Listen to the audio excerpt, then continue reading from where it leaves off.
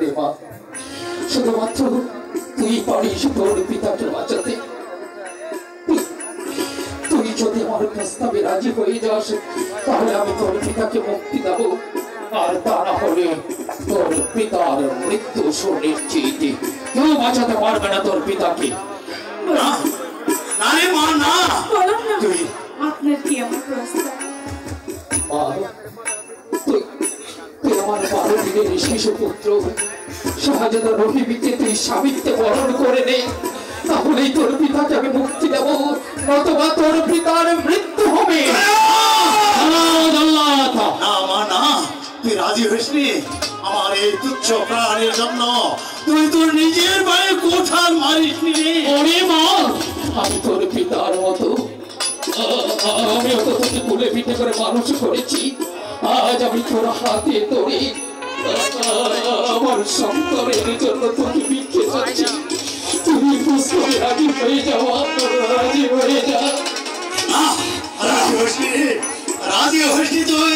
তোকে আমি ছোটবেলা থেকে কোলে পিঠে করে মানুষ করেছি, তোর মায়ের অভাব তোকে আমি বুঝতে দিইনি।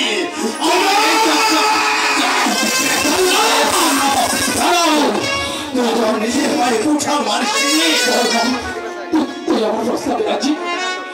না, রাজি হয়ে যাওয়া। না না, রাজি হয়ে প্রস্তাবে রাজি? আমি আপনার প্রস্তাবে রাজি।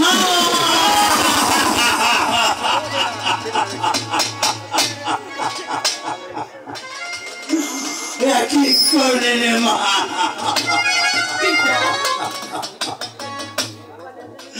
নিজের পায়ে নিজেই কোঠাল মারলে। দুঃখ করোনা হয় উজির।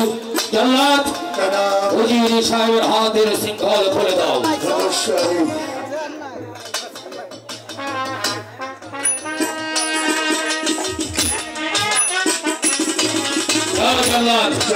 এবার তুমি বিশ্রাম করো।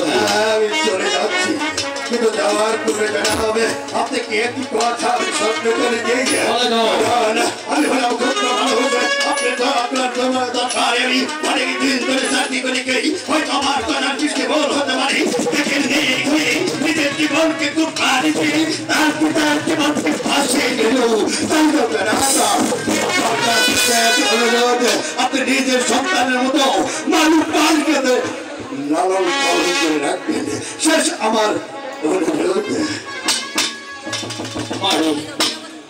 আজ তুই বড় সংকট থেকে আমাকে বাঁচিয়েছিস, আমি তোকে কথা দিচ্ছি না। নিজের কন্যার মতো এই বুকের মাঝে আমি তোকে আগিয়ে রাখবো, কোনোদিনই তোকে কোনো কষ্ট দেব না। ভাই বলছি, দুঃখ করে আর কি লাভ? বিধির বিধান কেউ খণ্ডাতে পারবো না। তাই চলো ভাই, আর বিলম্ব না করে মহাদমদামের সাথে শাহজাদা রহিম আর মা রূপবানের বিয়ে কাজ সমাধা করিবে। তুমি তোমার কন্যাকে বধূরূপে সাজিয়ে রেখো, আমি আমার পুত্র শাহজাদা রহিমকে বর সাজিয়ে আজ বদমার এই মহলে আজই হবে মা রূপবান আর শাহজাদা রহিমের শুভ বিবাহ।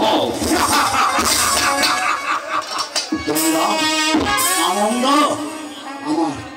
আমার সকল আনন্দ ওই নদী স্রোতে ভাসিয়ে দিয়েছি। না, আমার কিসের আনন্দ? আমি তোকে বলে দিতে যাচ্ছি। ওরে মা, কি সর্বনাশ তুই করলি রে মা, কি সর্বনাশ তুই করলি। পিতা, তুমি এমন করে কেন বলছো? তুমি তো জানো তুমি আমার জন্মদাতা পিতা, আর একজন মেয়ের সামনে তার পিতাকে কেমন করে সহ্য বলছি। পিতা, তুমি আমার জন্য দুঃখ করো।